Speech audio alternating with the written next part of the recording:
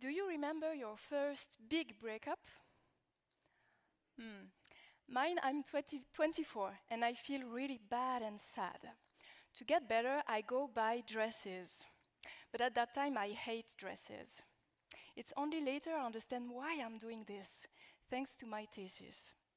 So, like you, I'm educated to follow codes of conduct to ensure and boost my self-esteem in society. These codes, like a big matrix, tell us what to do things right. The problem is that some of these codes are now threatening our very survival, the ones of producing and consuming always more.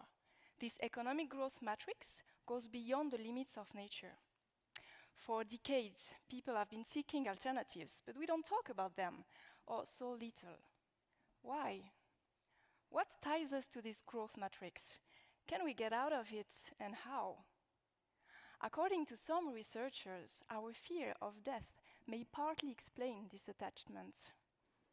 From my background in psychology, I decided to explore this hypothesis.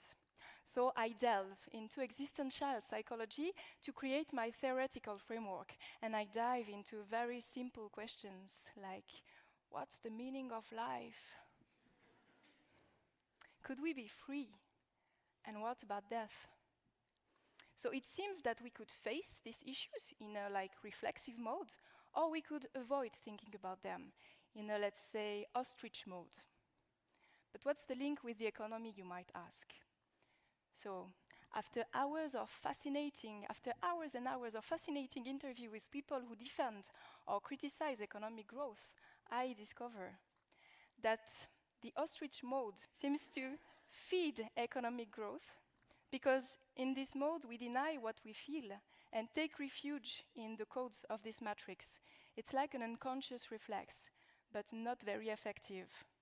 You know, my dresses, they boosted my self-esteem, but during 2 minutes only. To feel better, I had to face my sadness to transform it. And I discover also that this economic growth matrix seems to trap us in this ostrich mode, because it takes time to get out of it, and this matrix doesn't give us that time.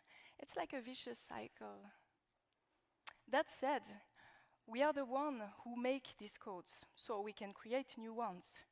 But it requires to slow down, to look for meaning and recharge our inner energy elsewhere than in the growth matrix, such as in the forest, in the mountains, with our loved ones, through meditation or artistic activities, maybe. To conclude, I would like to invite you to think about the idea that maybe the right pill is already inside us, that a post-growth economy may be a viable path towards possible futures. And that finally, asking ourselves this question in this room may be a proof that we have, in some way, already emerged from the matrix. Thank you.